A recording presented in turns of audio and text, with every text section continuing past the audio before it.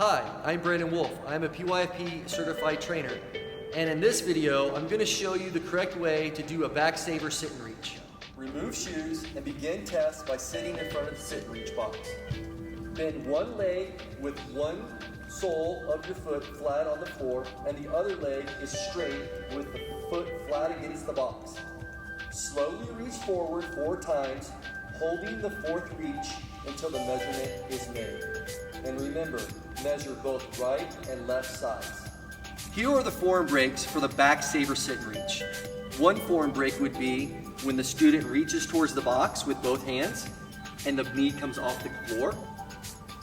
Another form break would be when the student has their hands, one hand is in front of the other. So as the student reaches, you'll notice that one hand goes in front of the other hand and they're not evenly put together.